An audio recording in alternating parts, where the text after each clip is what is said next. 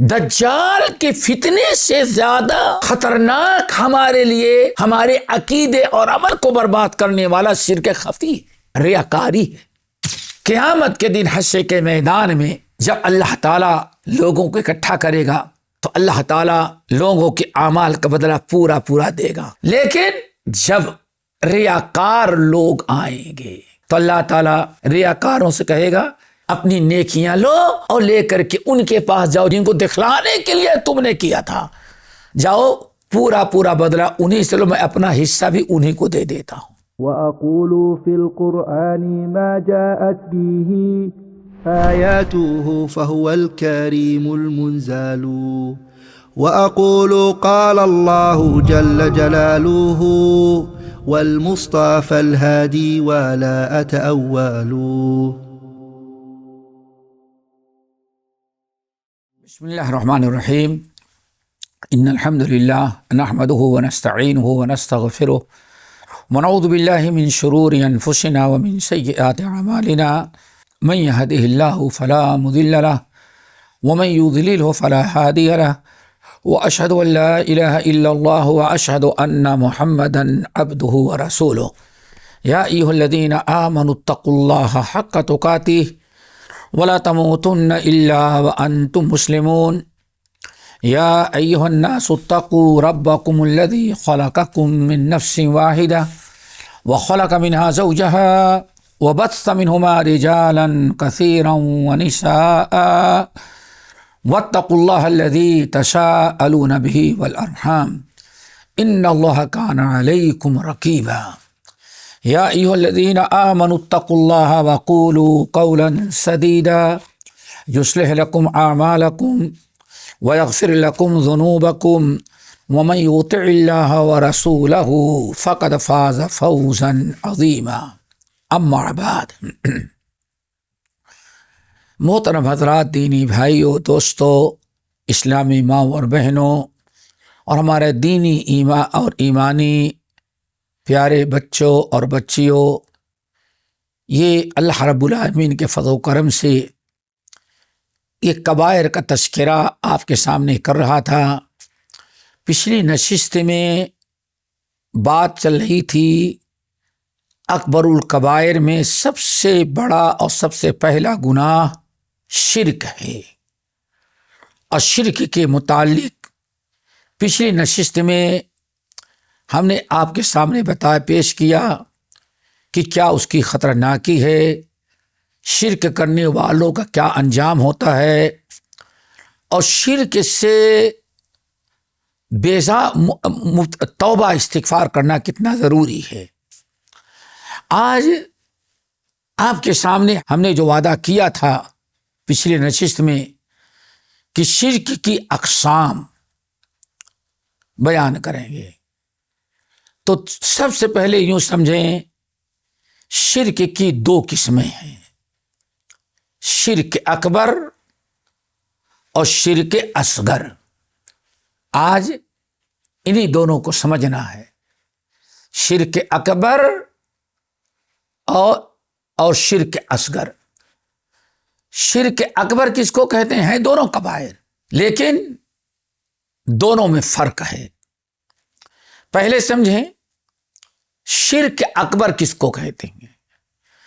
شرک اکبر کہتے ہیں کہ انسان اللہ کے علاوہ غیر اللہ کی عبادت کرے، پتھر کی، مورتیوں کی، شجر کی، حجر کی، سورج کی، چاند کی، گائے کی، بچھڑے کی، مخلوق کی، کسی بھی مخلوق کی، چاہے مخلوق جاندار ہو یا غیر جاندار ہو،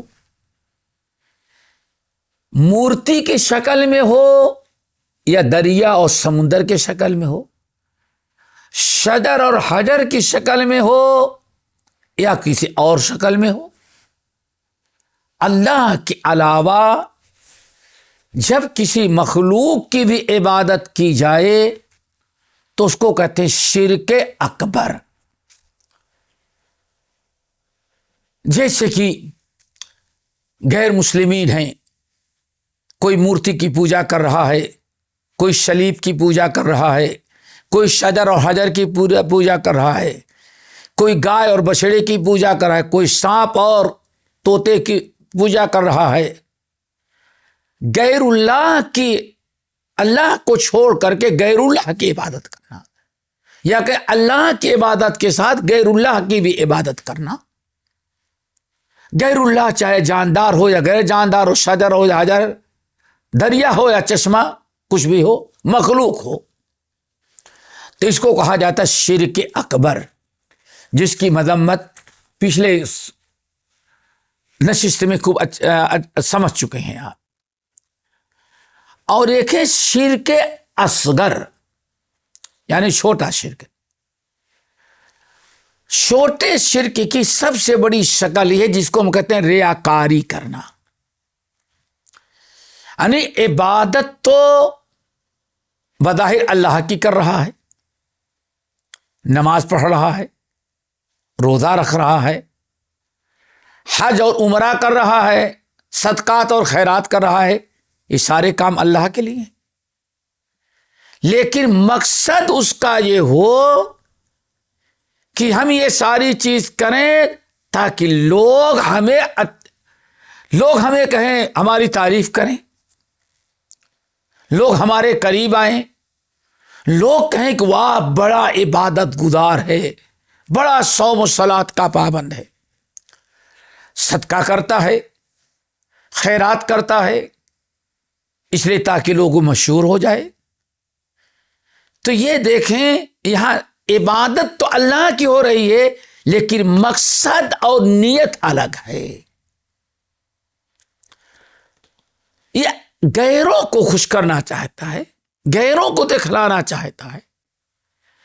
اللہ تعالی کی رضا، اللہ رب العالمین کے تقرب چاہنے کے ساتھ دوسروں کو بھی خوش کرنا چاہتا ہے. دکھلاوا جس کو کہتے ہیں، اس کو کہا ہے شرک اصغر، اس کو بھی شرک ہے. دیکھیں نبی علیہ الصلاۃ والسلام کے پاس ایک صحابی آئے، ابو امامہ رضی اللہ تعالیٰ عنہ کہتے ہیں یا رسول اللہ، آپ کے پاس ایک شخص آیا، یا پوچھا گیا یا رسول اللہ، ایک شخص آدمی ایک شخص ہے وہ جہاد میں جاتا ہے، لیکن یرید الاجر والذکر، جہاد میں جاتا ہے لیکن جہاد میں جب جاتا ہے تو اس کا دو مقصد ہے، یرید الاجر والذکر. ایک مقصد تو ہے کہ اللہ تعالیٰ اجر و ثواب دے گا، دیکھیں اجر و ثواب کی نیت ہے. لیکن دوسرا مقصد ہے اسی بہانے ہمارا نام بھی روشن ہو جائے گا. یہ ہے دیکھیں شرک. آدمی جہاد بہت بڑا عمل ہے، ایک کلمہ گو ایک مسلمان جہاد کے لیے جاتا ہے، لیکن جہاد کے میں جانے کے دو نیت کرتا ہے. ایک تو یہ ہے کہ اللہ خوش ہو جائے، اللہ کی رضا ہو، اللہ کے دین کو غالب کریں، اور ساتھ ہی ساتھ یہ بھی یہ تھے کہ اسی بہانے ہم کو لوگ پہچان لیں گے، ہماری شہرت بھی ہو جائے گی. تو یا رسول اللہ ایسے شخص کو اللہ تعالیٰ کتنا اجر دے گا؟ ایک بڑی عام سی مثال دے رہا ہوں، چونکہ دو نیت اس کی ہے تو اللہ نے فرمایا لا شیء لہ، اس کو ذرہ برابر اللہ ثواب نہیں دے گا. صحابی کو بڑی حیرت ہے، یا رسول اللہ وہ صرف دنیا کے لیے نہیں بلکہ اللہ کو راضی بھی کر، یرید الاجر، جہاد کر رہا ہے تو اس کا مقصد ہے ثواب حاصل کرنا، اور اس کے ساتھ ساتھ چاہتا ہے کہ ہمارا نام بھی روشن ہو جائے گا، بڑی شہرت ہو جائے، ہاں بھائی فلاں آدمی بڑا پہلوان، بڑا مجاہد ہے. ایسے آدمی کے متعلق پوچھ رہا ہوں. اللہ رسول فرمایا لا شیء لہ، اس کو کچھ نہیں ملے گا۔ پھر صحابہ نے کہا یا رسول اللہ یہ کیسے ہو سکتا ہے؟ کچھ نہ کچھ تو ملنا چاہیے، کم سے کم وہ دو نیت کرتا ہے، ایک نیت اس کی ہے اجر و ثواب کی، جہاد کا، اللہ کی رضا کی، اور دوسری نیت ہے مال غنیمت کی اور شہرت کی، تو کم سے کم اللہ 50-50 کر دے، جتنی اجر و ثواب کی نیت ہے اتنے کا ثواب دے، اور جتنی شہرت کے ہے اس کو ثواب نہ دے اتنا۔ پھر تیسری مرتبہ اس نے کہا یا رسول اللہ جتنی نیت اچھی ہے اتنے کا تو ثواب ملنا چاہیے۔ آنے فرمایا سن لو لا اجر لہ، ایسے انسان کو اللہ تعالیٰ ذرہ برابر اجر و ثواب جہاد کا نہیں دے گا۔ پھر آپ نے فرمایا ان اللہ لا يقبل عملا الا ما ابتغي به وجه اللہ۔ دیکھو اللہ کا ایک نظام ہے، اللہ صرف اسی عمل کا، اسی نیکی کا اجر و ثواب دیتے ہیں جو نیکی 100% صرف اللہ رب العالمین کے رضا کے لیے کی جائے۔ دیکھیں آدمی نیک عمل کر رہا ہے بظاہر، لیکن اس میں تھوڑی سی ملاوٹ آ گئی ہے، ریاکاری آ گئی، اسی کو کہا جاتا ہے شرک اصغر اور یا شرک خفی اور جلی۔ اللہ رب العالمین نے قرآن میں اس شرک کا تذکرہ، شرک اصغر کا، سورۃ الکہف کی آیت بڑی مشہور، رب العالمین فرماتے ہیں فمن کان یرجو لقاء ربہ فلیعمل عملا صالحا ولا یشرک بعبادۃ ربہ احدا۔ فمن کان یرجو لقاء ربہ، جو شخص اپنے رب سے ملاقات کرنا چاہتا ہے۔ کیا مطلب ملاقات کا؟ جو شخص اس بات کو چاہتا ہے کہ دنیا میں جو نیک اعمال کر رہا ہے اللہ اس کے نیک اعمال کو قبول کرے، اور قیامت کے دن حشر کے میدان میں جب بندہ رب کے سامنے کھڑا کیا جائے اور اس کے نیک اعمال پیش کیے جائیں اور فرشتے کہیں اللہ یہ تیرا بندہ ہے اور یہ اس کی نیکیاں ہیں جو میں نے نوٹ کیا تھا دنیا کے اندر، اور اللہ اس کی نیکیوں کو قبول کر کے اس کی مغفرت بخشش کر کے اس کو جنت میں داخل کر دے۔ یہ ہے اللہ کی ملاقات کرنے کی تمنا۔ فمن کان یرجو لقاء ربہ، جو چاہتا ہے کہ رب سے ملاقات ہو تو رب اس سے خوش ہو، جب رب کے سامنے پیش کیا جائے تو رب اس کی نیکیاں قبول کرے، اگر کچھ لغزشیں ہیں تو معاف کرے، اللہ تعالیٰ جنت میں داخل کر دے، اس کی نیکیاں قبول کر لے، اللہ خوش ہو جائے۔ اگر کوئی یہ ارادہ چاہتا ہے تو اس کے لیے دو کام کرنے ہیں۔ نمبر 1 فلیعمل عملا صالحا، فلیعمل عملا صالحا، تو اسے چاہیے کہ وہ عمل صالح کرے، عمل صالح کرے۔ نمبر 2 ولا یشرک بعبادت ربہ احدا، اپنی رب کی عبادت میں کسی کو شریک نہ کرے۔ یہ آیت اس بات کی دلیل ہے کہ یہ بھی ایک قسم کا شرک، اللہ نے اس کو بھی شرک قرار دیا ہے، لیکن شرک اصغر ہے۔ کیوں؟ عبادت تو وہی کر رہا ہے جو اللہ نے حکم دیا ہے، غیر اللہ کی عبادت نہیں کر رہا ہے، لیکن نیت میں اس نے کر لیا ہے کہ اللہ کی رضا کے ساتھ ساتھ ہماری شہرت بھی ہو جائے، ہم چمک بھی جائیں، ہمارا اچھا ذکر خیر بھی لوگوں میں ہو جائے۔ یہاں اللہ کی رضا، اللہ کے تقرب، جنت میں جانے کے لیے اللہ تعالیٰ 2 شرطیں رکھی ہیں، عمل صالح اور شرک سے بچنا۔ عمل صالح کس کو کہتے ہیں؟ انسان ایمان کی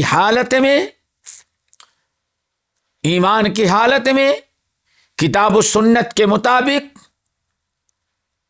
شریعت کے سکھلائے ہوئے وسلم کے بیان کے مطابق وہ عمل کرے اور اپنے نیک عمل کا ذریعہ اللہ تعالیٰ کا تقرب حاصل کرے۔ یہ ہے شرط۔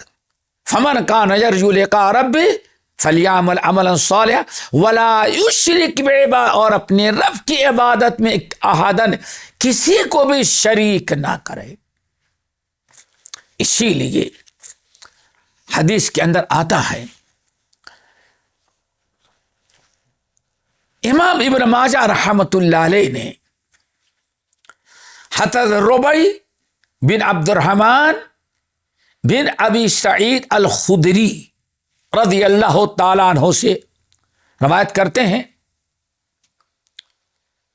یعنی اپنے دادا سے، کہتے ہیں خرج علینا رسول اللہ صلی اللہ علیہ وسلم ونحن نتذاکر المسیح الدجال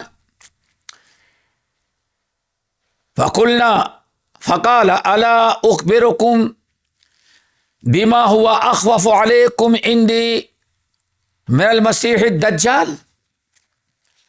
حضرت ابو سعید خدری رضی اللہ تعالیٰ کو پوتے روایت کرتے ہیں اپنے باپ سے، ان کے باپ اپنے باپ یعنی ابو سعید خدری سے۔ ابو سعید خدری رضی اللہ تعالیٰ کہتے ہیں ایک دن ہم اپنے چند ساتھیوں کے ساتھ بیٹھے تھے اور بیٹھے ہوئے ہم لوگ دجال کے فتنے کا تذکرہ کر رہے تھے، اور ہمیں سے ہر آدمی دجال سے بہت ڈر رہا تھا کہ اللہ دجال جب آئے گا تو اتنا فتنہ ہوگا، کہیں ایسا رہو میرا ایمان ڈگمگا جائے۔ بہت ہی دجال کا خوفناک انداز میں تصور کر رہے تھے، پریشان تھے۔ ابو سعید خدری رضی اللہ تعالیٰ کہتے ہیں اتنے میں اللہ کے رسول صلی اللہ علیہ وسلم آ گئے اور ہم لوگوں کو دیکھا کہ ہم لوگ دجال اور فتنے دجال کا تذکرہ کر رہے ہیں اور بہت ہی زیادہ پریشان ہیں۔ نبی علیہ الصلوۃ والسلام نے فرمایا، اے لوگو تم دجال کے فتنے سے ڈر رہے ہو، الا اخبرکم بما هو اخوف علیکم عندی من المسیح الدجال، کیا میں تم لوگوں کو وہ چیز بتاؤں جو دجال کی فتنے سے بھی زیادہ جو مجھے ڈر لگا ہے تمہارے اوپر؟ دجال کے فتنے سے نپٹ لو گے، دجال کی فتنے سے بھی بڑے فتنے کا مجھے ڈر ہے، کہیں ایسا نہ ہو دجال سے پہلے تم اس فتنے میں مبتلا ہو جاؤ۔ اللہ اکبر، دجال کے فتنے سے بھی خطرناک۔ ابو سعید خدری رضی اللہ تعالیٰ کہتے ہیں ہم لوگ تو سمجھ رہے تھے کہ دجال ہی کے سب سے بڑا فتنہ، اور آج کی پتہ چلا کہ نبی علیہ السلام فرما رہے ہیں دجال سے بھی بڑا فتنہ ہے جس کے بارے مجھے تم پر ڈر ہے کہ تم لوگ اس میں کہیں نہ مبتلا ہو جاؤ۔ ہم لوگوں نے کہا بلا یا رسول اللہ، یا رسول اللہ بتائیں دجال سے بڑا فتنہ اور کون ہے؟ دجال کے فتنے زیادہ خطرناک فتنہ ہمارے سامنے اور کیا ہو سکتا، آپ بتائیں۔ اور فرمایا الشرک الخفی، شرک خفی، پوشیدہ شرک جس کا تمہیں پتہ نہیں چلے گا، اور شرک تمہارے عقیدے میں آ جائے، تمہارے عمل میں آ جائے۔ اللہ اکبر، دیکھا آپ نے شرک دجال کے فتنے سے زیادہ خطرناک ہمارے لیے، ہمارے عقیدے اور عمل کو برباد کرنے والا شرک خفی ہے، ریاکاری ہے۔ ہم لوگ کوئی احساس ہی نہیں کرتے۔ یا رسول اللہ آپ بتائیں، آن شرک خفی ہے اور اس کی شکل کیا ہوگی؟ اللہ اکبر، یا رسول اللہ شرک کے معنی خفی نے پوشیدہ، چپکے چپکے، جو سمجھ میں نہ آئے، دیکھنے میں نظر نہ آئے، پوشیدہ ہے، چھپا ہوا ہے، مخفی ہے۔ ہم لوگوں نے کہا یا رسول اللہ وہ شرک خفی کیا چیز ہے؟ آپ بتائیے شرک خفی کیا چیز ہے؟ آپ نے فرمایا ان یقوم الرجل فیصلی فیزین صلاته لما یری من نذر رجل. اللہ اکبر. آپ نے فرمایا شرک خفی جس کا ڈر ہمیں دجال کے فتنے سے بھی زیادہ تمہارے اوپر ہے، وہ اس طرح سے ہے کہ آدمی نماز پڑھنے کے لیے کھڑا ہوگا، اللہ کے لیے، اللہ کے تقرب کے لیے نماز پڑھنے کے لیے کھڑا ہوا، نماز پڑھ رہا تھا، اس نے دیکھا کہ کوئی آدمی اس کو دیکھ رہا ہے. جیسے مسجد میں ہو آپ نماز پڑھیں دوسرے دیکھ رہے ہیں. نماز پڑھنے کے لیے کھڑا ہوا، نیت باندھا اور پتہ چلا کہ کوئی آدمی اس کو دیکھ رہا ہے تو اپنی نماز کو خوب اچھی پڑھ لیتا ہے تاکہ وہ یہ نہ کہہ سکے تمہاری نماز میں یہ عیب ہے. اللہ اکبر. عارف بھی یہ ہے شرک خفی. وہ نماز ہو سکتا ہے جلدی جلدی ہلکی سے پڑھ کر کے چلا جاتا، لیکن جب دیکھا کوئی دیکھ رہا ہے تو سوچتا ہے کہ ذرا خوب اچھی طرح سے پڑھ لو تاکہ اس کو یہ جا کر کے باہر نہ کہ نماز پڑھتا ہے تو کیسی نماز پڑھتا ہے. نماز کو اچھی بنایا اللہ کے لیے نہیں، غیر اللہ جو دیکھ رہے تو اس کے لیے. دل میں اب بتائیں اس شرک کو کون دیکھ سکتا ہے؟ پوشیدہ دل میں یہ شرک ہے، ارادے میں ہے، نیت میں ہے. کوئی بتا نہیں سکتا کہ ہاں اس کے اندر شرک خفی ہے، اسی لیے اس کو شرک خفی کہا. بالکل پوشیدہ شرک. اللہ اکبر. حضرت محمود ابن لبید رضی اللہ تعالیٰ عنہ، ان کا شمار صغار صحابہ میں سے ہے. اس حدیث کو امام ابن خزیمہ اور بہت سارے محدثین نے اپنی کتب حدیث میں بسند صحیح نقل کیا ہے. محمود ابن لبید رضی اللہ تعالیٰ عنہ کہتے ہیں کہ خرج النبی صلی اللہ علیہ وسلم فقال یا ایھا الناس ایاکم وشرک السرائر. اے لوگو اپنے آپ کو پوشیدہ چھپے ہوئے شرک سے بچاؤ. یا ایھا الناس، اے لوگو، ایاکم وشرک السرائر، اپنے آپ کو شریر پوشیدہ شرک سے اپنے آپ کو بچاؤ. محمود ابن لبید رضی اللہ تعالیٰ عنہ کہتے ہیں لوگوں نے پہلی مرتبہ جملہ سنا شرک سرائر، پوشیدہ شرک، چھپا ہوا شرک، شرک خفی پہلی مرتبہ سنا تھا تو لوگوں نے کہا یا رسول اللہ وما شرک السرائر. یا رسول اللہ یہ پوشیدہ راز والا شرک کیا ہے؟ آپ نے فرمایا یقوم الرجل فیصلی، آدمی نماز پڑھنے کے لیے کھڑا ہوتا ہے، فیزین صلاته جاہدا لما یری من نظر الناس الیہ، لیکن جب اسے پتہ چل جاتا ہے کہ لوگ ہمیں دیکھ رہے ہیں، اگر لوگ نہ دیکھتے تو ہلکی پھلکی کوئی بھی نماز پڑھ کر کے چلا جاتا، لیکن جب دیکھتا ہے کہ لوگ ہم کو دیکھ رہے ہیں تو اپنی نیت بدل دی.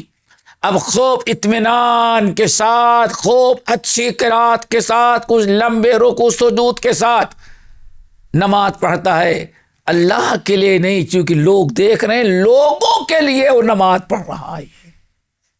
اللہ تعالی نے فرمایا یہ ہے شرک السرائر، یہ بھی شرک ہے. اسی کو شرک اصغر، شرک سرائر ان پوشیدہ کہا جاتا ہے. اور اسی طرح سے اللہ اکبر محبوب ابن لبید رضی اللہ تعالیٰ عنہ کی ایک حدیث اور ہے جو بڑی اہم، وہ بھی یاد رکھیں۔ کہتے ہیں کہ نبی علیہ السلام نے ارشاد فرمایا، اس حدیث کو امام احمد بن حنبل، امام بہقی، امام ترمذی وغیرہ نے نقل کیا ہے، ان اخوف ما اخاف علیکم الشرک الاصغر، اے لوگو مجھے سب سے زیادہ تمہارے اوپر جس برائی کا ڈر ہے وہ تم لوگ شرک اصغر میں مبتلا ہو جاؤ گے۔ شرک اصغر میں دیکھیں، یہاں اللہ رسول نے شرک اصغر کا، شرک اکبر اور شرک اصغر بھی ہے۔ ہم لوگوں نے کہا یا رسول اللہ وما الشرک الاصغر، شرک اصغر کیا چیز ہے؟ تو آپ نے فرمایا الریاء، ریاکاری کرنا، دکھلاوا، نمود، سمعہ، اس کو شرک اصغر اللہ رسول نے قرار دیا۔ الریاء، ریاکاری۔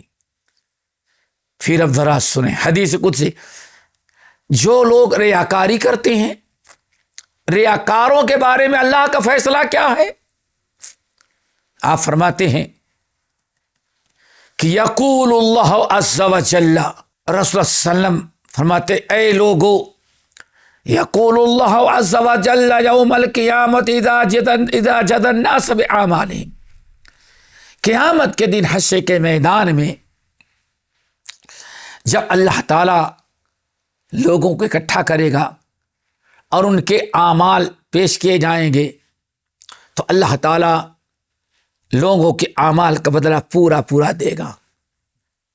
تم نے اتنی نماز پڑھی اس کا ثواب یہ ہے، اتنا صدقہ کیا اس کا ثواب یہ ہے، روزے کا ثواب یہ ہے، حج کا ثواب یہ ہے، عمرے کا ثواب یہ ہے، ماں باپ کے ساتھ احسان سلوک، خدمت کرنے کا، پڑوسی کے ساتھ بھلائی کرنے کا، بچوں کی صحیح تعلیم و تربیت کرنے کے اجر ثواب لے جاؤ، سب کو اللہ تعالیٰ پورا پورا بدلہ دے دے گا۔